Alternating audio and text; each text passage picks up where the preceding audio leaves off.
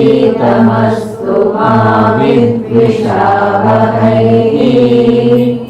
ॐ शान्ति शान्ति शान्ति। गुरुर्ब्रह्मा गुरुर्विष्णु गुरुदेवो महेश्वरः गुरुसाक्षात् परब्रह्मा तस्मै श्री गुरवे नमः। अन्नामलयाय अडियेनै ஆண்ட அன்றே ஆவியுடல் கொண்டாயனக்கோர் குறையுண்டோ குறையும் குணம் நீ அல்லால் என்னே இவற்றை என்னுயிரே எண்ணம் எதுவோ அது செய்வாய் கண்ணே உந்தன் கடலினையில் காதற் பெருக்கே தருவாயே கண்ணே உந்தன் கடலினையில் காதற் பெருக்கே தருவாயே. சென்ற மாதம் ஆச்சாரிய ஆதிசங்கரர் அம்பாளுடைய அந்த ஸ்தன்ய பானத்துடைய மகிமையை பற்றி சொன்னார். அதாவது கணேசரும் முருகப்பெருமானும் ஒரே சமயத்தில் அம்பாளுடைய இரு ஸ்தனங்களிலும் ஸ்தன்யபானம் பண்ணுவதாக சொன்னார். அப்புறம் சொன்னார், அந்த ஸ்தன்யபானம் பண்ணி தான் திராவிட சிசுன்னு சொல்லக்கூடிய அந்த குழந்தையானது மனதை கவரக்கூடிய கமனீய கவியாக ஆனா அப்படின்னு சொன்னார். அதாவது சாதாரண கவின்னு சொன்ன அர்த்தம் ரொம்ப பெரிய புலமை கவித்துவம் அதெல்லாம் இருக்கிறவங்க. ஆனால் அப்படிப்பட்டவங்களுக்கு வந்து மனசு ஆகர்ஷிக்கக்கூடிய ஒரு தன்மை இருக்குமான்னு சொல்ல முடியாதுங்கிறது காஞ்சி மகா பெரியவர். ஆனால் அம்பாளுடைய ஸ்தன்யபானம் பண்ணதுனால அந்த திராவிட சிசுங்கிற குழந்தை மனதை கவரக்கூடிய கவியினை செய்ததாக சொல்லுவார். பார்க்கடலேருந்து வர்ற அந்த அமிர்தெல்லாம் கூட என்ன செய்யும், அதாவது வயோதிபத்தை தான் கொடுக்காது. ஆனால் இது அப்படி கிடையாது. இது வந்து பெண் வாசனையே அறியாத குமாரர்களாக இந்த இது முருகரையும் கணேசரையும் வச்சிருந்துதான். ஸோ அப்படி ஞானத்தை தரவல்லது இந்த ஸ்தன்யபானங்கிறதுலாம் ரொம்ப விரிவாக சொன்னார். அப்புறம் நம்ம பார்த்தோம், திராவிட சிசுங்கிறது ஞானசம்பந்த பெருமான் இல்லைங்கிறத பார்த்தோம். அதான் சொன்னார். ஏன்னா ஞானசம்பந்த பெருமான் அப்புறம் 1000 வருஷம் கழிச்சு வந்தவர். ஆனால் திராவிட சிசு இங்கே குறிப்பிடுறது ஆதிசங்கர் தன்னையே தாங்கிற மாதிரி இங்கே பெரியவர் விளக்கம் சொல்லியிருக்கார். இதெல்லாம் பார்த்தோம் நம்ம. ஸோ கேஷாதி பாத வர்ணனை, அப்புறம் வந்து நாவியை பற்றிலாம் சொன்னார். அப்புறம் அம்பாவுடைய இடை அழகு அதை பற்றி சொன்னார். அப்புறம் அந்த இடையில் இருக்கிற 3 மடிப்புகள், இப்படி ஒவ்வொன்றா வர்ணிச்சுவரார். இன்னைக்கு நம்ம என்ன பார்க்க போகிறோம் கேட்டால், அம்பாளுடைய நிதம்பம்னு சொல்லக்கூடிய, அதாவது இடைக்கு கீழே பின்பக்கம் பிருஷ்டபாகம்னு சொல்லுவாங்க, அந்த அதையும் வர்ணிக்கிறார். என்ன ஆச்சரியமா இருக்குன்னா, ஆதிசங்கர போல அப்பேற்பட்ட துறவி ஆச்சாரிய ஸ்தானத்தை உள்ளவர் மனம் திறந்து அம்பாளை பூர்ணமாக வர்ணிக்கிறார். ஸோ இங்கே எந்த விரசமும் கிடையாது. அதை நம்ம அப்படியே பார்த்து அம்பாளை நம்ம தியானம் பண்ணணும். அப்படியே அம்பாளை நம்ம நினைக்கணுமே ஒழிய இதில் வேற எந்த மன விகாரங்களுக்கும் இடம் கிடையாது. ஸோ இதை நம்ம சொல்ல வேண்டியதுனால இதை நம்ம சொல்ல போகிறோம். ஆனால் மகா பெரியவர் அவருடைய வியாக்கியானத்தை இதெல்லாம் ஸ்கிப் பண்ணிட்டார். 3-4 ஸ்லோகத்தை ஸ்கிப் பண்ணிட்டு போயிட்டார். நம்ம 100 எடுக்கலாங்கிறதுனால தான் நம்ம ஒவ்வொன்றையாக பார்த்துட்டோம். இன்னைக்கு 81வது செய்யுள். இனிமேல் 4 நாள் பார்க்க போகிறோம். இவ்வளோ காலமும் 3 செய்யுள் தான் பார்த்தோம் ஒவ்வொரு கிளாஸ்லையும். இப்போ அடுத்த 5 வகுப்பு தான் இருக்குது, 20 ஸ்லோகம் பார்க்க வரும். அதனால் 4 நாள் செய்யுளாக பார்க்க போகிறோம். 81 படிங்கம்மா. गुरुत्वं विस्तारम् गुरुत्वं विस्तारम् क्षितिधरपतिः पार्वती निजात् श्रीधरपतिः पार्वती निजात् नितम्बात् आचिद्य नितम्बादाचित्य त्वयि हरणरूपेण निददे त्वयि हरणरूपेण निददे अतस्ते विस्तीर्णो अतस्ते विस्तीर्णो गुरुरयमशेषां वसुमतीं गुरुरयमशेषां वसुमतीं नितम्बप्राग्भारः नितम्बप्राग्भारः स्थगयति लघुत्वं नयति च स्थगयति लघुत्वं नयति च गुरुत्वं विस्तारम् गुरुत्वं विस्तारम् क्षितिधरपतिः पार्वती निजात् क्षितिधरपतिः पार्वती निजात् नितम्बादाचिद्य नितम्बादाचित्य त्वयि हरणरूपेण निददे वैहरणरूपेण निददे अतस्ते विस्तीर्णो अतस्ते विस्तीर्णो गुरुरयमशेषां वसुमतीं गुरुरयमशेषां वसुमतीं नितम्बप्राग्भारः नितम्बप्राग्भारः स्थगयति लघुत्वं नयति च स्थगयति लघुत्वं नयति च என்ன சொல்றாருன்னா, பார்வதி அப்படின்னு அம்பாள் இங்க அழைத்து, பார்வதி தேவியாரே, க்ஷிதிதரபதிஹி, க்ஷிதிதரபதிஹினா மலையரசன், அதாவது பார்வதி தேவியாருடைய தகப்பனாராகிய மலையரசனை தான் இங்க குறிக்கிறார். க்ஷிதிதரன இந்த உலகத்தை தாங்கக்கூடிய பதி, அதுல மலை அரசன், அந்த மலைக்கெல்லாம் அரசன், அந்த ஹிமவான். அவன் குருத்துவம் விஸ்தாரம், குருத்துவம்னா கணம், விஸ்தாரம்னா விஸ்தாரம் சொல்லுவோம் இல்லையா, அகண்டு பறந்து இருக்கிற அந்த தன்மை, அதை நிஜாத் நிதம்பாத் ஆச்சித்ய துவயி ஹரண ரூபேன நிததே, அப்படிப்பட்ட கணத்தையும் விஸ்தாரத்தையும் தன்னுடைய, நிஜாத்னா தன்னுடைய, நிதம்பாத் அடிவாரத்திலிருந்து, ஒரு மலைன்னு சொன்னா எப்படி இருக்கும், அதோடைய கணம் விஸ்தாரம், அதன் அடிவாரத்திலிருந்து பெயர்த்து எடுத்து துவயி ஹரண ரூபேன நிததே, தங்களுக்கு ஹரண ரூபேனா, அதாவது ஒரு பெண் வந்து புக்ககம் செல்லும் பொழுது சீர்வரிசை எல்லாம் கொடுப்பாங்க இல்லையா, அப்படி உங்களுக்கு சீர்வரிசையா கொடுத்துட்டாரோ அப்படிங்கிறாருங்க. என்ன சொல்றார் அப்படின்னு கேட்டா, அதாவது அம்பாளுடைய பிருஷ்டபாகத்தை பத்தி இப்ப வர்ணிச்சுட்டு இருக்கார். அதாவது இடைப்பக்கத்துக்கு கீழே பிருஷ்டபாகன பின்பகுதி. அப்ப என்ன சொல்றாருன்னு கேட்டா, பார்வதி தேவியாரே, மலையரசனின் மகளே, உங்களுடைய தகப்பனாராகியவர் தன்னுடைய அடிபாரத்தை பெயர்த்து உங்களுக்கு சீர்வரிசையாக கொடுத்து விட்டாரோ அப்படி சொல்லி. ஏன் அப்படின்னு கேட்டா, அத்தகா அதனால்தான் குருஹு விஸ்தீர்ணஹா தே அயம் நிதம்ப பிராக்பாரஹா அசேஷாம் வசுமதிம் ஸ்தகயதி.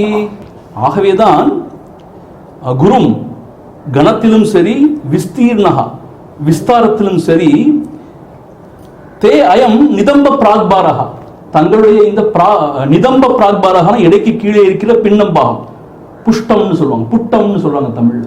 அது அந்த குருத்துவம் கணத்திலும் விஸ்தாரத்திலும் அசேஷாம் வசுமதிம் ஸ்தகயதி, இந்த முழு வசுமதினா இந்த பூமியையே மறைப்பதாக இருக்கிறது. அந்த பூமியை தான் என்ன சொல்லுவாங்க, ரொம்ப கனம் பொருந்தியதும்பாங்க, விஸ்தாரமானு சொல்லுவாங்க. ஆனால் அம்பாளுடைய புட்ட பாகத்தை பற்றி சொல்லும்போது அது அவ்வளவு கனம் பொருந்தியதாகவும் விஸ்தாரமாக இருப்பது, இந்த முழு உலகத்தையுமே மறைத்து விடுவதாக இருக்கிறது அப்படிங்கிற மாதிரி தன்னுடைய கற்பனையில ஆதிசங்கராச்சாரியர் சொல்றார். அது மட்டும் இல்ல, லகுத்துவம் நயதிச்ச, அதை வந்து கம்பேர் பண்ணும்போது, அதை ஒப்பிடும் பொழுது இந்த பூமி கூட ரொம்ப லேசானதாக இருக்கும் போல இருக்கே அப்படிங்கிற மாதிரி இங்க சொல்றார். ஸோ அம்பாளுடைய பிட்ட பாகத்தை பத்தி இப்படி சொல்றார். இதுக்கு மேல நம்ம ரொம்ப விஸ்தாரமா சொல்ல வேண்டாம். அடுத்த செய்யுள். அடுத்து அம்பாளுடைய தொடை அழகு, தொடையை பத்தி சொல்ல போறார். எதையுமே விட்டு வைக்கல பாருங்க, ஒவ்வொரு பாகத்தையும் சொல்லிட்டு வர்றாரு. கரீந்திராணாம் சுண்டான் கரீந்திராணாம் சுண்டான் கனககதலி காண்டபடலீம் கனககதலி காண்டபடலீம் உபாभ्याम् ஊருभ्याम् உபாभ्याम् ஊருभ्याम् उभयमपि निर्जित्य भवति उभयमपि निर्जित्य भवति सुवृत्ताभ्यां पत्युः सुवृत्ताभ्यां पत्युः प्रणतिकटिनाभ्यां गिरिसुते प्रणतिकटिनाभ्यां गिरिसुते विदिग्ने जानुभ्यां विदिग्ने जानुभ्यां विबुधकरिकुम्भद्वयमसि विबुधकरिकुम्भद्वयमसि करीन्द्राणां शुण्डान् करीन्द्राणां शुण्डान् कनककदलीकाण्डपटलीं कनककदलीकाण्डपटलीम् उभाभ्यामूरुभ्याम् उभाभ्यामूरुभ्याम् उभयमपि निर्जित्य भवति उभयमपि निर्जित्य भवति सुवृत्ताभ्यां पत्युः सुवृत्ताभ्यां पत्युः प्रणतिकटिनाभ्यां गिरिसुते प्रणतिकटिनाभ्यां गिरिसुते विदिग्ने जानुभ्यां विदिग्ने जानुभ्याम् विबुधकरिकुम्भद्वयमसि विबुधकरिकुम्भद्वयमसि. இங்கேயும் அம்பாள் எப்படி அழைக்கிறாருன்னா கிரிசுதே, திரும்ப திரும்ப இதையே தான் சொல்றாரு. கிரிசுதே, மலையரசனின் மகளே. பவதி, இந்த ரெண்டாவது வரியில கடைசியில் பவத்தின்னு இருக்கு பார்த்தீங்களா, இந்த பவதிக்கு என்ன பொருள்னா மதிப்பிற்குரியவளே, போக்குதற்குரியவளே அப்படின்னு பேர். அப்படின்னு அம்பாள் அழைச்சு என்ன சொல்றாருன்னு கேட்டா, கரீந்திராணாம் சுண்டான். கரின்னு சொன்ன யானையை தான் கரின்னு சொல்லுவாங்க சமஸ்கிருதத்தில். கரீந்திராணாம், யானைகளின் அரசன், அவனுடைய சுண்டான் தும்பிக்கை. இந்த தும்பிக்கைகள் அது ஒன்று. இரண்டாவது உபமானம் என்னன்னு கேட்டா, கனக கதலி காண்டபடலி. கனக கதலினா பொன் வாழை, அந்த பொன் வாழை மரத்தோட நடுபாகம், அதாவது வாழை தண்டு, அதை ஒத்ததாக உபயம் அப்பி உபாபியாம் ஊருபியாம் நிர்ஜித்ய பவதி. நிர்ஜித்ய, அந்த யானை அரசனுடைய தும்பிக்கையையும் அந்த பொன் வாழை மரத்தின் தண்டையும் விட உன்னுடைய இரண்டு தொடைகள் வந்து உபயமப்பி, அந்த இரண்டையுமே நிர்ஜித்திய வென்று விடுவதாக இருக்கின்றது. அம்மா, உன்னுடைய அந்த இரண்டு தொடையானது, அந்த தொடை அழக சொல்லும் போது அந்த யானையுடைய தும்பிக்கை, அந்த வாழை மரத்தண்டு, அந்த இரண்டையுமே வந்து விஞ்சி விடுவதாக இருக்கிறது அப்படின்னு நீங்க சொல்லியிருக்காரு. அருணமோதினிங்கிற ஒரு பாஷ்யத்துல அவர் என்ன சொல்லியிருக்காருன்னு கேட்டால், ஏன் விஞ்சி விடுகிறதுன்னு சொல்றார் அப்படிங்கிறது காளிதாசர் ஓமானம் சொல்லியிருக்காங்க. காளிதாசர் ஒரு விஷயம் சொல்லியிருக்காரு. என்ன சொல்லியிருக்காருன்னு கேட்டா, யானையோட துதிக்கை கூட சொரசொரப்பா இருக்குமா, ஆனா அம்பாளுடைய அந்த தொடை வந்து ரொம்ப வழவழப்பாகவும் இருக்கிறது. இந்த வாழைத்தண்டு வந்து எப்பயும் குளிர்ந்து இருக்குமா, ரொம்ப கோல்டு. ஆனா அம்பாளுடைய தொடை வந்து கதகதப்பாகவும் இருக்கிறதுனால அதை விட இன்னும் விஞ்சி விடுகிறது. அம்பாளுடைய தொடை அழகு அந்த யானையுடைய துதிக்கையும் சரி, இந்த வாழைத்தண்டுடைய வாழை மரத்துடைய தண்டையும் சரி, நிர்ஜித்ய பவதி, விஞ்சி விடுவதாக இருக்கிறது அப்படின்னு சொல்லிட்டு இன்னொரு ரொம்ப வேடிக்கையான, அதே சமயத்தில் ரொம்ப சுவாரஸ்யமான ஒரு விஷயம் சொல்றாரு. அந்த தொடையை பத்தி சொன்னவர் அப்புறம் முழந்தாள் முட்டியை பத்தி சொல்ல வந்தார். முழந்தாள் ஒரு முட்டி இருக்கு பாத்தீங்களா, ஆனா முட்டி எப்படி இருக்கும், உருண்டு திரண்டு ரொம்ப கெட்டியா இருக்கும் இல்லையா, அப்படி எல்லாருக்கும் அப்படிதான் இருக்கும். ஆனா அம்பாளுக்கு ஏன் இப்படி கெட்டியா ஆச்சு, இப்படி இவ்வளவு வழவழப்பாவும் இவ்வளவு அழகாவும் இருக்கிற அந்த கால், அந்த தொடையில இந்த முட்டி மாத்திரம் எப்படி இப்படி தடிமனா ரொம்ப கெட்டியா கல்லு போல இருக்கு அப்படிங்கிறதுக்கு ஒரு இது சொல்றார். ஒரு என்ன சொல்றது, ஒரு சுவாரஸ்யமான ஒரு விஷயம் சொல்றார். என்ன ஆச்சுன்னு கேட்டா, சுருத்தாபியாம், அதாவது நன்கு திரண்டும் உருண்டும் இருக்கும் அம்பாளுடைய அந்த ஜானுபியாம், அந்த முட்டி ஏன் அப்படின்னு கேட்டா, பத்யுஹு பிரணதி கடினாபியாம், பத்யுஹுனா தன்னுடைய கணவரை பிரணதி மீண்டும் மீண்டும் வணங்கியதா, கடினாபியாம் அப்படி ரொம்ப கடினமாயிடுச்சு. பெண்கள் வந்து இந்த பஞ்சாங்கம் தான் நமஸ்காரம் பண்ணுவாங்க இல்லையா, அவங்க விழுந்து கும்பிட மாட்டாங்க அஷ்டாங்கமா, முட்டியை வந்து நிலத்தை பதிச்சு அப்படிதான் கும்பிடுவாங்க இல்லையா.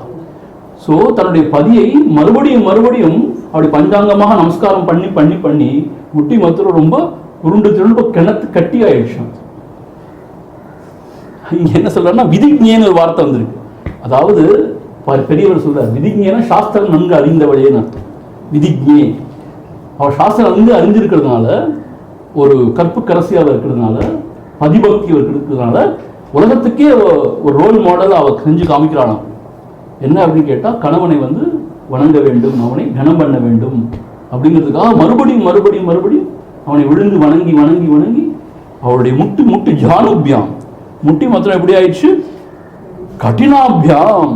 அது மாத்திரம் விபூத கரிகும்ப துவயமசி நிர்ஜித்ய, அது மாத்திரம் இல்ல, இந்த தேவலோகத்தில் இருக்கிற அந்த ஐராவத யானை அதனுடைய மத்தக மேடு மாதிரி ரொம்ப கனத்தும் உருண்டு திரண்டும் ரொம்ப கல் போல கட்டியாகவும் ஆகிவிட்டதாம்.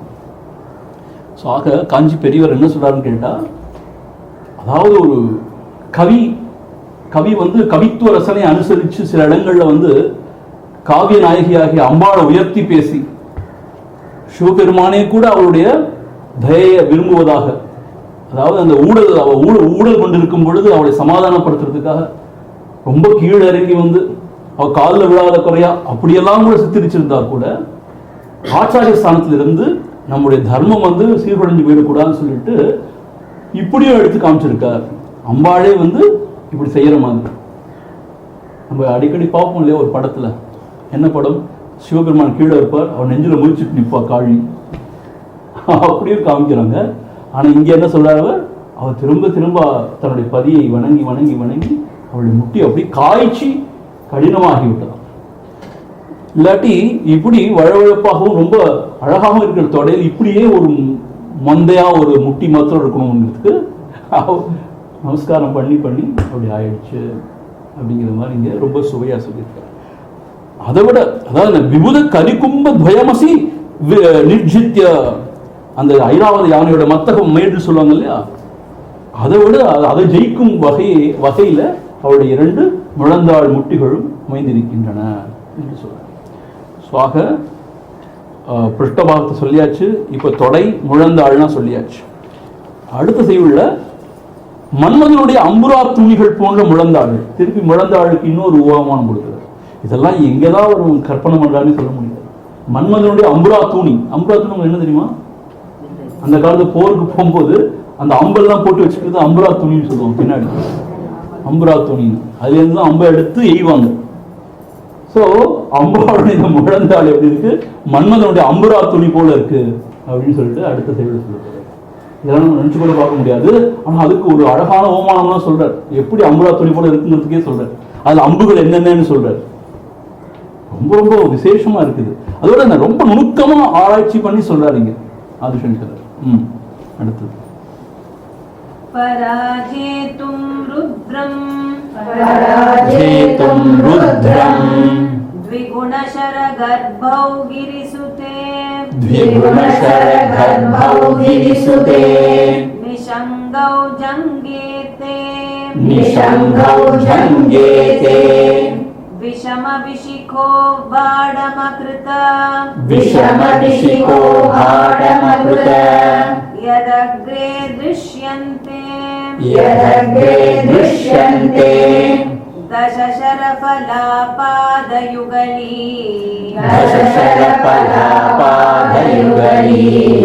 नखाग्रच्छद्मानः सुरमकुटशानैकनिशित निशिताः सुरमकुटशानैकनिशिताः पराजेतुं रुद्रम् पराजेतुं रुद्रम् द्विगुणशरगर्भौ गिरिसुते द्विगुणशरगर्भौ गिरिसुते निषङ्गौ जङ्गेते निषङ्गौ जङ्गेते विषमविशिखो बाणमकृत विषमविशिखो बाणमकृत यदग्रे दृश्यन्ते यदग्रे दृश्यन्ते दशशरफलापादयुगली दशशरफलापादयुगली नकाग्रज्जत्मानः नकाग्रच्छद्मानः सुरमकुटशानैकनिशिताः सुरमकुटशानैकनिशिताः திருப்பி இங்கேயும் கிரிசுதே மலையரசின் மகளே பெண்ணே அப்படின்னு ரெண்டாவது வரியில பாருங்க. விஷம விஷிகஹா அப்படின்னு ஒரு வார்த்தை இருக்கு. விஷம விஷிகஹானா என்னன்னு கேட்டா ஒற்றை இலக்கத்தில் அம்புகளை கொண்டவன், அம்புகளை வைத்திருப்போம். அது யாருன்னு கேட்டா மன்மதன் தானே. அவன் மன்மதனுக்கு தான் இப்படி பேர் இருக்கு. ஏன்னா அவன் 5 பானம் வச்சிருப்பான். அவன் தெரிஞ்ச அவங்களுக்கு மன்மதனுடைய பானம் என்ன? இந்த புஷ்ப பானம் சொல்லுவாங்க. புஷ்பம் தான் அவனுடைய பானம். காதலுக்கு தலைவனாகி அவனுடைய பானம் வந்து புஷ்பம் அப்படின்னு சொல்லுவாங்க. அதை வச்சுதான் அவன் எய்வானம். அவனுக்கு வந்து ஒற்றை இலக்கத்தில் வச்சிருப்பான். அவன் அது ஏனோ தெரியல, அப்படி ஒரு நியதி அவனுக்கு. ஆனா இங்க ஜென்ரலா 5 பானங்கள் வச்சிருப்பான். அதுதான் இங்க சொல்ற. விஷம விஷகஹானா மன்மதன் ஒற்றை இலக்கத்தில் பானம் வைத்திருப்போம். இங்க 5 பானங்களை வச்சிருக்கான். அவன் பொதுவா அவன் 5 பானங்கள் வச்சிருப்பான். அவன் என்ன செய்யறான்னா ருத்ரம் பராஜேத்தும், ருத்ரம்னா அந்த சிவனாரை பராஜேத்தும் வெல்வதற்காக என்ன செய்யறான்? ஏன் வெல்லணும் சிவனாரை? ஏன்னா ஏற்கனவே இவன் சிவனாரை போய் மனசை மயக்க போய் அவர் எரிச்சிட்டாரு, சாம்பல் ஆக்கிட்டார் இல்லையா? அந்த கோபம் அவனுக்கு, அவர் பழி வாங்கணுங்கிறதுக்காக அவர் வெல்லணும்னா என்ன செய்யலாம் அப்படின்னு யோசிச்சானா. பாருங்க எவ்வளவு சுவையா சொல்றாரு பாருங்க ஆதிசங்கர். என்ன செய்யலாம் அப்படின்னு கேட்டா, அவன் பொதுவா வந்து 5 பானங்கள் தான் வச்சிருப்பான் இல்லையா? இப்போ அவரை வந்து வெல்லணும் என்ன செய்யணும்? தன்னுடைய படைபலத்திலும் கூட்டிக்கணும் இல்லையா? சோ 10 பானமா எடுத்து போன நினைச்சானா. ஆக த்விகுண சரபோ, த்விகுண சரகர்போ, டபுள் 2 மடங்காக அம்புகளை எடுத்துக்கொள்ள வேண்டும் அப்படின்னு நினைச்சானா. இப்போ 5 தான் வச்சிருப்பான், இப்போ 10 எடுத்துப்போம். ஏன்னா போருக்கு தொடுக்க சாதாரண ஆள் இல்லை தானே. ஸோ 10 எடுத்துப்போம் நினைச்சானா. ஸோ அந்த 10 எடுக்கணும், 2 அம்புரா துணி தேவைப்படும் இல்லையா? ஆக தே ஜங்கே நிஷங்கௌ அப்படின்னு அம்பாளே தங்களுடைய ஜங்கே இந்த 2 முழந்தாள்கள் அதை 2 அம்புரா துணியாக கொண்டு, முழந்தாள் எப்படி அம்புரா துணியை பார்க்கணும் அதுக்கு சொல்லப்படுறது கொண்டு அக்ருத பாடம், பாடம்னா ஆம் அப்படித்தான் செய்தான், அக்ருத அப்படித்தான் செய்தான், பாடம்னா ஆம்னு அர்த்தம். ஆம் அப்படித்தான் செய்தான். என்ன செஞ்சான்? அம்பாளுடைய தங்களுடைய அந்த 2 முழந்தாள்களையும் 2 அம்புரா துணிகளாக கொண்டு அதிலே வழக்கத்துக்கு மாறாக 2 மடங்காக பாடங்களை நிரப்பிக்கொண்டு அவன் போர்தெடுக்க செஞ்சான். அந்த அம்புரா தூண்ல அம்புகள்லாம் எப்படி இருந்துச்சுன்னு, எப்படி இருந்தது, அது எப்படி வச்சிருந்தான் அப்படிங்கிறதுக்கு இன்னொரு ஓமானம் சொல்ற. எதக்ரே பாதயுகலி நகாகச்சத்மானஹா, அதற்கு முன்னால் அந்த முழந்தாளுக்கு முன்னாடி பாதயுகலி, பாதம் என்று சொல்லக்கூடிய அதிலே இருக்க நகக்ரச்சத்மானஹா, நகக்ரஜத்மானஹா அப்படின்னு சொன்ன என்ன அர்த்தம் அப்படின்னு கேட்டா நகங்களின் நுனிகள் என புனைப்பெயர் கொண்டவையும் அப்படின்னு சொல்லியிருக்கு. அப்படின்னு அர்த்தம் இங்க அம்புரா துணி கூட சொல்லியாச்சு. ஆக இந்த 10 இந்த விரல்கள் இருக்கு இல்லையா, அந்த 10 பானங்களா இங்க சொல்றாரு. 10 அதாவது அதுக்கு முன்ன இருக்கிற அந்த 10 விரல்களையும் 10 பானங்களாக எடுத்துக்கொண்டு இந்த அம்புரா துணியை வைத்துக்கொண்டு செல்கிறான். ஆனா அந்த பானங்கள் எப்படி இருக்கு? சும்மா இல்லை அந்த பானங்கள், அது நல்லா கூர்த்தீட்டி இருக்கான். எப்படி கூர்த்தீட்டி இருக்கான் அப்படின்னு கேட்டா சுரம் அகுட்ட ஷானைக நிஷிதாக, சுரன்னு சொன்ன தேவர்கள் அவர்களுடைய மகுடங்க இருக்கு இல்லையா, அதை வச்சு சாணைக்கல்ல வச்சு தாளத்திட்டு இருக்கான். என்ன சொன்னா அம்பாளுடைய பாதங்களை எல்லா இது தேவர்கள் வந்து திரும்ப திரும்ப வணங்குறாங்க. மகுடம் பட்டு பட்டு என்ன ஆயிடுச்சு, ரொம்ப கூர்மையா இருக்கும். சாதாரண பானம் இல்ல. தசரப் அலாஹா துஷ்யந்தே, 10 பானங்கள் இரும்பு முனைகள் தான் காணப்படுகின்றன.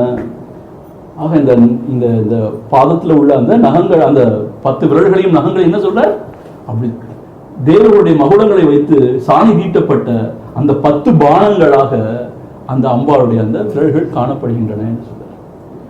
அம்பாளுடைய 2 முழந்தாள வந்து அம்புரா துணியாகும். ஏன்னா 10 பானத்தை எடுத்துட்டு போறான். இப்போ அப்போ 2 அம்புரா துணி தேவைப்படும். ஆக 2 முழந்தாள் 2 அம்புரா துணியாகவும் அதில் இருக்கிற பானங்களாக அம்பாளுடைய அந்த விரல்களையும் அது திரும்ப திரும்ப தேவர்கள் வந்து பணிஞ்சு பணிஞ்சு அவள் நமஸ்காரம் பண்ணுறதுனால அந்த மகுடம் பட்டு பட்டு அது ரொம்ப ஷார்ப்பாக இருக்கு. அதான் அந்த பானம், அது பட்டை தீட்டப்பட்ட சாணம் தீட்டப்பட்ட அந்த பானங்களாகவும் காணப்படுகின்றன என்று சொல்றார். இதெல்லாம் வந்து ஒரு பொயட்டிக் இமேஜினேஷன். இந்த கவிதையை வந்து ரசிக்க தெரியாதவங்க வந்து என்ன இதெல்லாம் பைத்தியகாலத்தெல்லாம் பேசிட்டு இருக்காரு.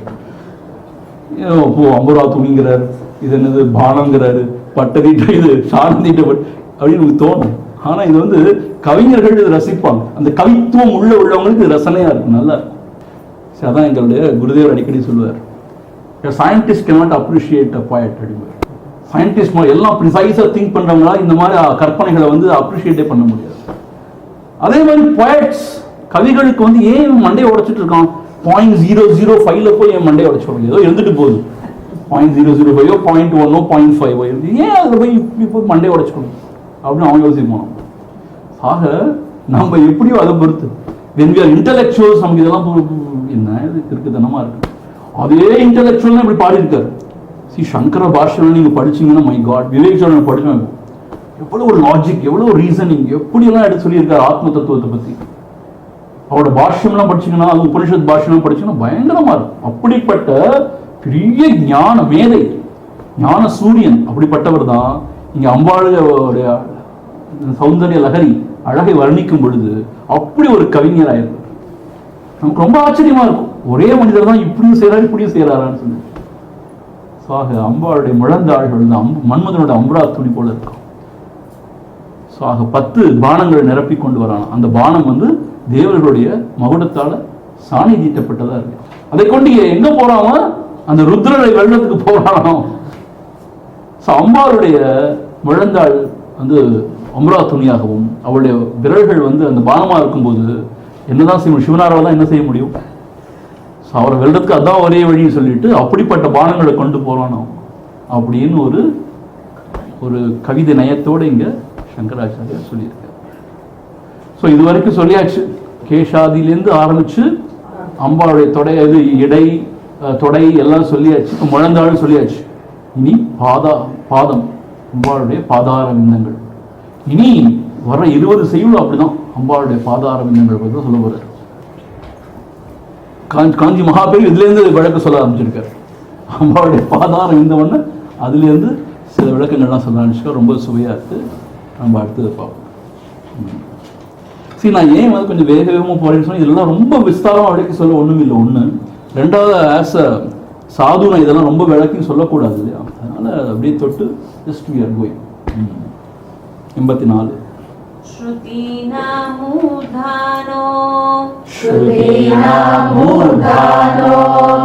ददति तव यौशेखरतया ममाप्येतौ मातः शिरसि दयया देहि चरणौ ययोपाद्यं पातः पशुपति जटाजूटतटिनी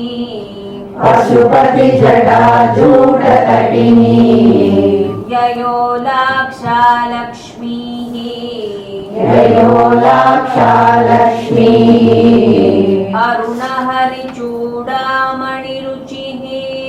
अरुणहरिचूडामणिरुचिः श्रुतीनामूर्धानो ददति दधति तव यौ शेखरदया ददति तव यौ शेखरदया ममाप्येतौ मातः ममाप्येतौ मातः शिरसि दयया देहि चरणौ शिरसि दयया देहि चरणौ ययोपाद्यं पातः ययोपाद्यं पातः पशुपति जटाजूटतटिनी पशुपति जटाजूटतटिनी ययो लाक्षालक्ष्मीः ययो लाक्षालक्ष्मीः अरुणहरिचूडामणिरुचिः अरुणहरिचूडामणिरुचिः. காஞ்சி மகாபெரியவர் இந்த ஸ்லோகத்துக்கு ஒரு முன்னுரை மாதிரி கொஞ்சம் சின்னதாக சொல்லியிருக்கார். அது ரொம்ப சுவையாக இருக்கு. I want to read it out. பெரியவர் சொல்றார், இப்படியே வர்ணித்து கொண்டு போய் சரணங்களுக்கு திருவடிகளுக்கு வருகிறார். அதுதான் நாம் போய் விழ வேண்டிய இடம். சரண், அரண், புகழ் என்றெல்லாமாம். அதைத்தான் பிடித்துக் கொள்ளணும். அப்புறம் ரொம்ப ஹாஸ்யமா சொல்றார், முகத்தை ஹஸ்தத்தை பிடிக்க சொல்வதில்லை. யாரும் போய் கடவுளுக்கு முகத்தை பிடிச்சுக்கோன்னு சொல்ல, ஹஸ்தத்தை பிடித்துக்கொள்ள. ஹஸ்தன கை. அப்புறம் சொல்றார், கழுத்தை சிரிக்கிறார். பகவானோட கழுத்தை போய் இப்படின்னு யாராவது சொல்லுவாங்களா? அப்படி சிரிக்கிறார். பாதத்தை தான் பிடிக்க வேண்டும். பாதத்தை பிடிக்கத்தான் வேண்டும். நம்மை பிடித்திருக்கிற கர்மா ஜன்மா போய் மோட்ச வீட்டை பிடிக்கணுமானால் பாதத்தை பிடிக்கத்தான் வேண்டும். நாம் இஷ்டப்படி போய் பிடித்து விட முடியுமா? அவள் இஷ்டப்பட்டு பிடிபடணும். நம்ம நினைச்சா அவளை பாதவை பிடிச்சிட முடியுமா? முடியாது. அவள் இஷ்டப்பட்டு அவளே வந்து பிடிபட்டாதான் உண்டு. அப்படிங்கிறதுனாலதான் அதைத்தான் ஆச்சாரியால் பிரார்த்திக்கிறார். உன் பாதத்தை நான் பிடிக்கணும் என்காமல் அதை நீ தரணும், தயை உள்ளவள் ஆனதால் தந்தருளனும் என்று பிரார்த்திக்கிறார். தயையா தேகி சரணம். தயையா இது வந்துருக்கு இல்லையா? தயையா தேகி சரணம் ரெண்டாவது வழியில் வந்துருக்கு பார்த்தீங்களா அப்படின்னு சொல்றார். ஸோ இதோட பொருள் என்ன அப்படின்னு பார்த்தா, மாதகா ரெண்டாவது வழியில் மாதகான்னு வந்துருக்கு இல்லையா? தாயே, அம்மா. ரொம்ப அழகா இருக்கு. அம்மான்னு விழிக்கிறார். தாயே, தவ உன்னுடைய யவ் சரணம். யவ் சரணம் எந்த சரணங்களை? சரணங்கள்னு திருவடிகள், இணையடின்னு சொல்லுவாங்க தமிழ்ல. ரெண்டு இருக்கிறவங்க இணையடின்னு சொல்லுவாங்க. எந்த சரணங்களை இங்க பாருங்க, தவ யவ் சரணங்கிறது ரெண்டாவது வழியில கடைசி சொல்லாரு. சமஸ்கிருதத்துல இதுதான். அப்படிதான் மாத்தி மாத்தி போட்டிருப்பாங்க சொல்கள். நம்ம தான் தேடி கண்டுபிடிச்சு அதை எடுத்து பொருள் சொல்லணும். இல்லாட்டி பொருள் சொல்ல முடியாது. இங்கிலீஷ் அப்படி கிடையாது, ரொம்ப ஸ்ட்ரைட்டா இருக்கும் எல்லாம் இல்லையா? சமஸ்கிருதத்துல எங்க வேணா போடலாம் சொற்கள். அப்படிப்பட்ட ஒரு லாங்குவேஜ். ஸோ இங்க என்ன போட்டிருக்க? தவ தங்களுடைய யவ் எந்த சரணம் சரணங்களை ஸ்ருதீனாம் மூர்தானாம் தததி சேகரதயா. ஸ்ருதி அப்படின்னு சொன்னா என்னன்னு கேட்டா வேதங்கள் அர்த்தம். அந்த வேதத்துடைய மூர்தானா, மூர்தானகான சிரஸ் தலை, அந்த தலையிலே சேகரதையா தததி, அந்த வேத மாதாவானவள் தங்கள் தலையிலே சேகரதையா அப்படின்னு பூஷணமாக, அந்த தலைக்கு உள்ள ஆபரணமாக தரித்திருக்கிறாளோ சொல்ற. அம்பாளுடைய அந்த திருவடிகளை தான் வேத மாதாவே தன்னுடைய தலையில அந்த சிரோபூஷணமாக, தலையிலே தரிக்கக்கூடிய பூஷணம், பூஷணம் அது நகைன்னு சொல்லுவாங்க இல்லையா, அதான் தரிச்சிருக்கா. தரிச்சிருக்கா. ஏதவு சரணவு அப்படிப்பட்ட அந்த திருவடிகளை மம அப்பி தயையா சிரசி தேகி, அப்படிப்பட்ட அந்த சரணங்களை எனக்கும் கூட, மம அப்பின்னு சொல்ற, எனக்கும் கூட தயை கூர்ந்து என்னுடைய தலையிலே நீ வைப்பாயாக, வைத்தருள்வாயாக அப்படின்னு சொல்ற. இங்க ரொம்ப அற்புதமான 2-3 விஷயங்கள் நம்ம பார்க்கணும். ஒண்ணு என்ன அப்படின்னு கேட்டா, இந்த தீட்சையிலேயே வந்து திருவடி தீட்சைகள் ரொம்ப விசேஷம்னு சொல்லுவாங்க. மாணிக்கவாசக பெருமானுக்கு கூட அவருடைய குருநாதராகிய சிவபெருமான் அப்படிதான் தீட்சை முதல்ல கொடுத்தார். திருவடிகளை தலையில வைக்கணும். ரொம்ப உயர்ந்த தீட்சைன்னு சொல்றாங்க. ஸோ இங்க பெரியவர் என்ன சொல்றாருன்னு கேட்டா, ரொம்ப வெளிப்படையா சொல்லாம ஆச்சாரியர் எதை குறிக்கிறார்னு கேட்டா அம்பாளுடைய திருவடிகளை தன்னுடைய தலை மீது வைப்பதற்காக இங்கே இறைஞ்சுகிறார். இந்த தீட்சையிலே 2-3 வகையான தீட்சை இருக்கு. ஒன்று வந்து ஸ்பர்ஷ தீட்சை, தொட்டு தீட்சை கொடுக்கிறது. இல்லை நயன தீட்சை, கண்ணால பார்த்து. மூணாவது பாவனா தீட்சை, நினைத்து. இதுக்கெல்லாம் சில ஓமானங்கள்லாம் சொல்லுவாங்க. இந்த ஆமை வந்து அப்படி நினைச்சே இப்படி தன்னுடைய இதை குஞ்ச பொறிக்க வச்சிருமா. மீன் வந்து பார்த்தே அத மாதிரி சொல்லுவாங்க. அத மாதிரி இங்க என்ன சொல்லியிருக்கார், அம்பாளை வந்து ஒரு குருவாக, குரு ஸ்வரூபமாக அங்க பாவிச்சு என்ன சொல்றார், தயை கூர்ந்து நீ என்னுடைய தலையிலே உன்னுடைய திருவடிகளை தந்தருள்வாயாக. இங்க என்ன சொல்றாருன்னா காஞ்சி மகா பெரியவர் மம அபின்னு சொல்றார், எனக்கும் கூட அப்படி சொல்றார். ரொம்ப வினயத்தோட ரொம்ப பணிவோட அடக்கத்தோட எனக்கும் கூட அர்த்தம். அப்படி உன்னுடைய திருவடிகளை வேதமாதாவே தன்னுடைய தலையில வச்சிருக்கா, அடிமுடி காண முடியாதுன்னு சொல்ற அந்த ஈஸ்வரனே கூட உன்னுடைய காலில் விழுந்திருக்கார். அந்த பின்னாடி பார்க்க போறோம், மகாவிஷ்ணுவே கூட உன்னுடைய திருவடிகளை வணங்குறார். அப்படிப்பட்ட திருவடி அது நான் எனக்கு தகுதி இருக்கா? எனக்கு தகுதியே கிடையாது இல்லையா? ஆனா எனக்கு தகுதி இல்லாட்டி உனக்கு கருணை இருக்கு இல்லையா? நீ என்ன சொல்றது, எல்லையில்லாத காரியம் இல்லாத கருணை கொண்டவள் இல்லையா? ஆகவே தயை கூர்ந்து நீ உன்னுடைய திருவடிகளை என்னுடைய தலையிலே வைப்பாய் சொல்ற. இந்த இடத்துல காஞ்சி மகாபெரியவர் இன்னொரு விஷயம் சொல்றார். ஏன் வந்து இந்த உபனிஷத்துகள், அதாவது வேதத்துடைய சிரசாகி உபனிஷத்துகள் அதனுடைய பூஷணமாக, சிரோபூஷணமாக சொல்லியிருக்க அம்பாளுடைய திருவடிகள் அப்படின்னு கேட்டா, காஞ்சி பெரியவர் சொல்றார், கேனோபனிஷத்து ஒரு உபனிஷத்து இருக்கு. அந்த உபனிஷத் 10 முக்கியமான ஒரு உபனிஷத்து கேனோபனிஷத். அதுல வந்து ஒரு யக்ஷனாக பரபிரம்மா தோன்றுவார், பரமாத்மா தோன்றுவார் யக்ஷனாக. அந்த இதுல தேவலோகத்தில் தோன்றுவார். தோன்றும் பொழுது தேவலோகம் யாருன்னே தெரியாது. ஸோ அக்னி சொல்லுவான், நான் போய் யாருன்னு பார்த்துட்டு வரேன்னு சொல்லிட்டு போவான். அந்த கதை பெரிய கதை. அக்னி போய் கேட்பான் அந்த யக்ஷன், நீ யார் அப்படின்னு கேட்பான். நீ யார் அப்படின்னு கேட்பான். நான் அக்னி அப்படின்னா யாருன்னு கேட்பான். இப்படி கேட்கிறேன்னா எல்லா அக்னியும் பொசுக்கிடுவே அப்படிமா. உடனே அந்த யக்ஷன் என்ன செய்வான்னு ஒரு புல்லை போட்டு இதை பொசுக்கு பார்ப்போம் அப்படிமா. என்னது ஒரு புல்லை என்னால பொசுக்க முடியாது அப்படிமா, உலகத்தையே பொசுக்கிடுவேன் அப்படிமா. இல்ல முதல்ல இந்த புல்லை பொசுக்கு பார்த்தா அக்னி தேவன் அந்த புல்லை கூட பொசுக்க முடியாது, அப்படியே வெட்டி தலை குனிந்து போயிடுவார். இந்த கதை வந்து கேனோபனிஷத்து.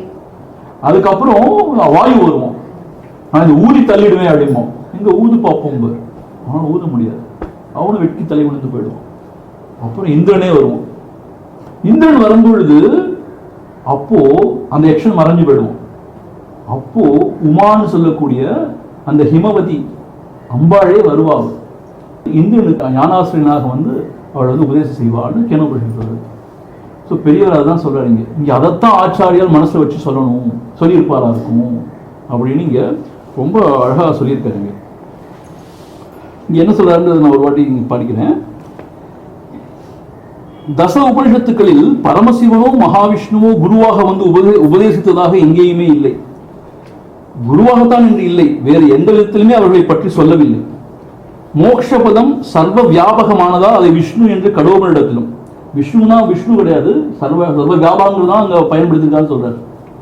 அதே மாதிரி மோட்ச நிலையை துரியம் என்கின்ற போது அது மங்களகரமானது என்கின்ற அர்த்தத்தில் சிவம் என்று மாண்டூக்கியத்திலும் 2 நிலைகளைத்தான் சொல்லியிருக்கிறது தவிர ஆசாமியாக சொல்லவில்லை. அம்பாளைத்தான் உமா, ஹைமவதி என்று பெயர்களில் கேனோபனிஷத்தில் சொல்லி ஸ்திரீ என்று குறிப்பிட்டு அவள் மகா காந்தியோடு விளங்குகிற பகு சோபமானா என்ற வர்ணனையும் பண்ணி அவள் இந்திரனுக்கு ஞானோபதேசம் தந்ததையும் சொல்லி இருக்கிறது. உபனிஷத் சூட்டிக்கொள்ளும் சிரோபூஷணம் என்ற அம்பாள் சரணத்தை ஆச்சாரியார் சொல்ல அதை தவிர வேறு ஹேத்து எதுவும் இல்லை. கேனோபனிஷத்துல அம்பாளே வந்து அந்த இந்திரனுக்கு ஞானோபதேசம் செஞ்சதுனாலதான் அந்த அம்பாளுடைய திருவடிகளை தான் அந்த வேதமாதாவே, அந்த வேதமாத சிரசாக இருக்கக்கூடிய அந்த உபநிடங்களே சூட்டிக் கொண்டிருக்கின்றன என்பதாக இங்க சங்கரர் சொல்றதா பெரியவர் சொல்றார். ஆக அப்படிப்பட்ட உன்னுடைய திருவடிகளை நீ தயை கூர்ந்து அபியாஜ கருணாமூர்த்தி, காரண காரியமில்லாத கருணை கொண்டவள் இல்லையா நீ, என்னுடைய சிரசிலும் நீ சூட்டுவாயாக என்று கேட்கிறார். ஸோ என்னன்னு கேட்டா, இன்னொரு இடத்துல சொன்னார் இல்லையா, அம்பாளுடைய சன்னியபானத்தை பருகினவங்க கமனீய அப்படி கவிகளாக ஆயிடுவாங்க, அது மட்டும் அமிர்தத்தை காட்டிலும் உயர்ந்ததுன்னு சொன்னார் இல்லையா. இங்க ஆச்சாரிய ஸ்தானத்திலிருந்து அவ திருவடிகளை தலையில வச்சான்னா சகஸ்ராரத்திலிருந்து அமிர்தம் பொங்குங்கிறாங்க. சகஸ்ராரத்தில் அமிர்தம் பொங்குறதுதான் சொல்றாங்க யோக சாஸ்திரத்தில். அப்படி பொங்கி அவரும் ஞானமூர்த்தியாகவே ஆகிவிடுவான் என்பதை தான் இங்க ரொம்ப சூசகமா சொல்றாரு இங்க சங்கரர். அப்படிங்கிற மாதிரி இங்க பெரியவர் சொல்லியிருக்காரு. அது மட்டுமல்ல, மூணாவது நாலாவது வரியில என்ன சொல்லியிருக்கார் அப்படின்னு கேட்டா, யயோகோ அவற்றிற்கு பசுபதி ஜடாஜூட தட்டினி பாத்தியம் பாத்தகா. பசுபதினா யாரு? சிவபெருமான். பசுன்னா உயிர்கள், அதுக்கு தலைவன். பசுபதி ஜடாஜூட தட்டினி, ஜடாஜூன்னு அவளுடைய ஜடை ஜடை ஜடை ஜடாலேருந்து வர்றது என்னது? தட்டினி அப்படின்னா கங்கை ஜலம். அந்த பாதங்களுக்கு, அந்த பாதார விந்தங்களுக்கு அந்த சிவபெருமானுடைய தலையிலேருந்து வர்ற அந்த கங்கா ஜலம், அதுதான் பாத்தியம் பாத்தகா. நம்ம ஷோடச உபச்சார பூஜையில் சொல்லுவோம் இல்லையா, பாத்தியம் சமர்ப்பயாமி, திருவடிகளை பகவானுடைய திருவடிகளை அலம்பரத்துக்கு கழுவுறதுக்கு அந்த ஜலத்தை போகும்போது பாத்தியம்னு சொல்லுவோம். ஸோ இங்கே என்ன சொல்லிடுறாங்க கேட்டால், அப்படிப்பட்ட அந்த திருவடிகளை கழுவும் ஜலமாக, பாத்தியமாக என்ன இங்கே இருக்கு? சிவபெருமானுடைய ஜடையிலிருந்து வரக்கூடிய கங்கா ஜலம் தான் அங்கே பாத்தியமாக இருக்கு. இன்னொருத்தவன் கேட்டால், இங்கே இன்னொரு லக்ஷ்மிதரரோ அருணமோதினியில ரொம்ப ரொம்ப அழகாக சொல்லியிருக்காங்க. அதாவது அம்பாளுக்கு வந்து சில சமயம் ஊழல் அதிகமாயிடுச்சுன்னா கோபிச்சு கொண்டாங்க. ஊழல்னா கோபிச்சுக்கிறது.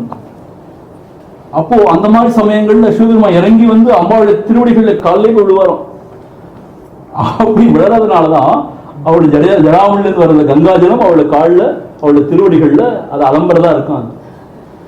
ஆகவே சில சமயங்கள்ல சிவபெருமானே கூட தங்களுடைய பாதங்களை வணங்குறார் இல்லையா, அதனால அவருடைய கங்கையிலேருந்து, அவருடைய தலையிலேருந்து வர அந்த கங்கா ஜலமானது உங்களுடைய பாதங்களை கழுவுவதாக இருக்கிறது அப்படிங்கிற மாதிரி நீங்க சொல்லி. அது மட்டும் இல்ல, யயோ லாக்ஷா லக்ஷ்மிஹி அருணஹரி சூடாமணி ருஜுகி. அந்த பாதங்களுக்கு வந்து அருணஹரி சூடாமணி ருஜுகி, அதாவது செம்மஞ்சு குழம்புன்னு சொல்லுவாங்க இல்லையா, லாக்ஷான்னா அதுதான், அது இந்த அரக்குன்னு சொல்லுவாங்க இல்லையா. அது இங்க எங்க எதோட இங்க எத மாதிரி இருக்கு அந்த அரக்கு அப்படின்னு கேட்டா, அருணஹரி சூடாமணி ருஜுகி, ரொம்ப செவந்து இருக்கக்கூடிய இது ஹரி நாராயணனுடைய அந்த விஷ்ணுனுடைய அந்த மகுடம் இருக்கே, அது உள்ள அந்த கௌஸ்துவம் சொல்லுவாங்க, அவர் வந்து வணங்கி வணங்கி உன்னை வணங்குறதுனால அது வந்து உன்னுடைய திருவடிகள்ல டால் அடிச்சு அது செம்மஞ்சு குழம்பு பூசினது போல இருக்கிறது, காண்பதாக இருக்கிறது அப்படின்னு சொல்றாரு. இதை நான் சொல்லி ஒன்றும் பிரயோஜனமே இல்லை, காஞ்சி பெரியவருடைய வார்த்தையில படிப்போம். இது ரொம்ப ரொம்ப சுவையா சொல்லியிருக்காரு. இதை நான் கொஞ்சம் 2 பேராகிராஃப் படிக்க போறேன், ரொம்ப இன்ட்ரெஸ்டிங்கா இருக்கு. வேதமாதாவின் சிரசான உபனிஷத்திற்கும் சிரசின் மேலிருக்கிற சிரோபூஷணம் உன் சரணம். பரமசிவனும் மகாவிஷ்ணுவும் கூட தங்கள் சிரசுகளை அதிலே கிடத்தி நமஸ்கரிக்கிறார்கள். உபனிஷத்திற்கு சிரோபூஷணமாயுள்ள அந்த சரணத்திலே பரமேஸ்வரனின் சிரோபூஷணமான கங்கை பாய்ந்து அர்க்கியம் பாத்தியம் ஆச்சமணியம் என்று ஷோடசோபச்சாரத்தில் வருகிறபடி சரணத்தில் வார்க்கிற பாத்திய தீர்த்தமாகிறது. மகாவிஷ்ணுவின் சிரோபூஷணமான ரத்ன சூடாமணி அதில் டால் அடிப்பதே அதற்கு நலுங்கு பூசியதாகிறது. இப்படி வேதமாதா என்ன, வேத நாயகர்களான ஈஸ்வரனும் பெருமாளும் என்ன, அப்படிப்பட்டவர்களுக்கு நீ பிரசாதிக்கிற சரணத்தை கேட்க எனக்கு என்ன அருகதை இருக்கிறது? எனக்கு அருகதை இல்லாவிட்டாலும் உனக்கு தயை என்று ஒன்று இருக்கோ இல்லையோ, அந்த தயையாலேயே எனக்கும் கூட பிரசாதித்தாயே, அந்த தயையாலேயே கூட எனக்கும் பிரசாதித்தாயே. மாதக ஏதோ சரணோ மமாபி சிரசி தயையா தேகி என்று உருகி பிரார்த்திக்கிறார். கடாட்சத்தை பிரார்த்திக்கும் போது கிருபையா என்றவர் இங்கே தயையா என்று அதே அருட்பாங்கை சொல்கிறார். ஸோ எனக்கும் கூட சொல்றார் இல்லையா. ஸோ அப்படி சிவபெருமானுக்கும் அந்த நாராயணன் விஷ்ணு பகவானுக்கும் கொடுத்த அந்த அந்த சரணத்தை எனக்கும் கூட தயையால எனக்கும் கூட அருள்வாயாகான்னு சொன்னதான் இங்க சொல்லியிருக்காரு. அப்புறம் பாருங்க, ரொம்ப ரொம்ப சுவையான ஒரு விஷயம். பாத்திய தீர்த்தம், காலுக்கு அலம்புறதுக்கு. பாத்திய தீர்த்தம் கங்கை என்கிற போது ஈஸ்வரன் இவருடைய சக்கரத்தியான கங்கையையும் இவருடைய சரணத்தில் விழ பண்ணுகிறார் என்று ஆகிறது. அது மாத்திரம் இன்னொரு குறிப்பையும் சொல்ற பாருங்க, சரோஷா கங்காயாம், இதை நம்ம படிச்சிருக்கோம் என்று அவளை பார்த்தபோது தானே அம்பாள் கண்ணில் ரௌத்ரம் கொப்பளிக்கிறது. அம்பாளுக்கு 9 வகை நவரசங்கள் எப்பெல்லாம் வருதுன்னு சொல்லி பார்த்துருக்கோம். கங்கையை பார்க்கும்போது அவளுக்கு அந்த ரௌத்ரம், அந்த கோபம் வருமா அவளுக்கு. சரோஷா கங்காயாம் என்று அவளை பார்த்தபோது அம்பாள் கண்ணில் ரௌத்ரம் கொப்பளித்தது. அந்த ரோஷம் அடங்க இவள் காலில் அவளை விட பண்ணியாச்சு. மகாவிஷ்ணுடைய சூடாமணியின் பிரகாசம் அந்த சரணத்திற்கு நழுங்கின் சோபையை தருகிறது என்று சொல்ல வந்தவர் சோபை என்பதற்கு லக்ஷ்மி என்று போட்டிருக்கிறார். லாக்ஷா லக்ஷ்மி இங்க வருது பாத்தீங்களா, லக்ஷ்மிங்கிறதுனா சோபைன்னு அர்த்தம், ஒரு அர்த்தம் இருக்கு. சோ லக்ஷ்மி என்று போட்டிருக்கிறார். லாக்ஷா லக்ஷ்மீஹி என்று ஸ்லோகத்தில் வருவதற்கு அரக்கின் சோபை என்ற அர்த்தம். மகாவிஷ்ணு தம்முடைய பத்னியை அம்பாள் சரணத்தில் நமஸ்கரிக்க பண்ணுகிறார் என்று துவனிக்கும்படி வார்த்தையை போட்டிருக்கிறார் அப்படின்னு சொல்லிட்டு, முன்னே ஒரு ஸ்லோகத்தில் பத்மாசனியான லக்ஷ்மியின் சரணத்தில் உள்ள அரக்கு பட்டதில் மேலும் சிவப்பான பத்மம் அம்பாள் ஹஸ்தத்தின் சிவப்புக்கு ஏதோ கொஞ்சமாவது சமமாக இருக்கிறது என்றார். நம்ம இதெல்லாம் பார்த்துருப்போம். நம்ம இது ரெகுலரா அட்டன் பண்ணாலும் புரியாது. இதுதான் அம்பாள் ஹஸ்தத்தை சொல்லும் போது லக்ஷ்மியின் சரணத்தை சம்பந்தப்படுத்தியது யாருக்காவது அபச்சாரமாக தோன்றியிருக்குமோ என்னவோ என்று இங்கே இவருடைய சரணத்திலேயே நலுங்கு அரக்கன் சோபையாக லக்ஷ்மி இருப்பதாக சொல்லி காம்பன்சேட் பண்ணி இருக்கிறார். பெரியவர் இருக்காரு அப்பா. பரமேஸ்வரனையே முழுமுத தெய்வமாக சொல்கிற போது அவனுடைய முடியை பிரம்மாவும் அடியை மகாவிஷ்ணுவும் தேடியதாக சொல்கிறது. அங்கே அம்பாள் தேடவில்லை. இங்கே தேடியதாக சம்சாரம் இல்லாவிட்டாலும் அவருடைய திருவடியில் மகாவிஷ்ணுவுடன் அவரால் அடிதேடப்பட்ட அந்த ஈஸ்வரனுமே நமஸ்கரிப்பதாக இருக்கிறது. லாக்ஷா லக்ஷ்மி என்பதால் பத்னி சமேதராக மகாவிஷ்ணு நமஸ்கரித்ததாக வைத்துக் கொள்ளலாம். தம்பதி 2 பேரையும் சொன்னதாலேயே புத்திரரான பிரம்மாவும் அதிலே அடக்கம்தான் என்று எக்ஸ்டெண்ட் பண்ணி திரிமூர்த்திகளும் பராசக்தியின் சரணத்தில் பக்தியோடு சேர்ந்திருப்பதாக அர்த்தம் பண்ணிக்கொள்ளலாம் அப்படின்னு சொல்லி இங்க சொல்லிட்டே போறார். ஆக அம்பாளுடைய திருவடிகள் அவ்வளவு விசேஷமானது. சிவபெருமானே கூட அது அங்க அவர் வணங்குறான். அவர் சிவபெருமானே கூட அது வணங்குறார் அவர். அதே மாதிரி இங்க இந்த லக்ஷ்மி தரால என்ன சொல்லியிருக்காருன்னு கேட்டா, நீ அன்பு மிகுதியால் கோபித்துக் கொண்ட போது சிவன் உன் திருவடிகளை அன்பு கோபத்தை தணிக்க வணங்க அவளது தலைச்சடையில் மறைந்திருந்த கங்கை நதி நீராக பெருகி உன் திருவடிகளை அலம்பி உனக்கு பாத்தியமானது. விஷ்ணு வணங்கும் போது அவளது சூடாமணியான கௌஸ்துபம் செவ்வொழியை உன் திருவடிகள் பாய்ச்சி செம்மஞ்சு குளமின் அழகிய பூச்சானது அப்படின்னு லட்சுமிதரும் சொல்லியிருக்கார். ஆகவே அம்பாளுடைய திருவடிகள் அவ்வளவு உத்தமமானது. அந்த உபனிஷத்துகளே தன்னுடைய சிரோபூஷணமாக தலையில தரிச்சிருக்கு. அப்படிப்பட்ட அந்த சரணங்களை என்னுடைய சிரசிலும் தயை கூர்ந்து நீ அருள் பாலிப்பாயாக வைத்து அருள் பாலிப்பாயாகன்னு கேட்டு. நாம போய் அம்பாளுடைய திருவடிகளை பிடித்துக் கொள்ள முடியாது. நாம பிரார்த்திக்கத்தான் முடியுமா? அம்பாளே மனசு தன்னுடைய திருவடிகள் நமக்கு அருளாதான் உண்டு. அப்படி திருவடி அருளிட்டான்னு சொன்னா நமக்கு எந்த ஒரு குறையும் கிடையாது. நமக்கு அஜ்ஞானம்லாம் நீங்கி நம்ம ஞான சுரூபர்களாக ஆகிவிடுவோம். ஸோ ஆக திருவடிகளை பற்றி பேச ஆரம்பிக்கும் போது இங்கே ஆதிசங்கர் முதல் சிலை என்ன சொல்றார்? திருவடிகளுடைய தலை மீது வைப்பாயாக அப்படின்னு ரொம்ப தாயே ஆரம்பிச்சாரு. மாதுகுன்னு ஆரம்பிச்சாரு. தாயே தயை கூர்ந்து, எனக்கு அதுக்கான அருகதை இல்லாவிட்டாலும் கூட தயை கூர்ந்து உன்னுடைய தயையால் எனக்கும் கூட நீ அருள் பாலிப்பாயாக, இந்த திருவடிகளை என்னுடைய தலை மீது வைப்பாயாக என்றீங்க. இன்னும் மீறி நாளைக்கு மறுநாள் நம்ம பார்க்க போறோம். சரி, நீ திருவடிகளை பற்றி தான் சொல்ல போற ஃபுல்லா.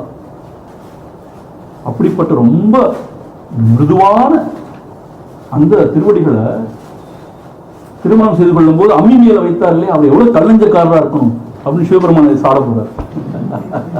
ஏன்னா அம்மி மேல் வைக்கிறாங்க தானே, அம்மி மிதித்து அருந்ததி பார்த்தா சொல்றாங்களே. ஸோ அப்படிப்பட்ட காலம் யாரும் அம்மி பாறாங்கல் போல இருக்கு, அம்மி மேல யாராவது வச்சு இது பண்ணுவாங்களா? எவ்வளவு கல்லஞ்சக்காரர். அப்படிலாம் ரொம்ப சுவையான விஷயங்கள்லாம் வருது, அதை நம்ம பார்க்கலாம். So stop here. ஓம் பூர்ணமத பூர்ணமிதம் பூர்ணாத் பூர்ணமுதச்யதே பூர்ணஸ்ய பூர்ணமாதாய பூர்ணமேவாவசிஷ்யதே. ஓம் சாந்தி சாந்தி சாந்தி. ஹரி ஓம். श्री गुरुभ्यो नमः.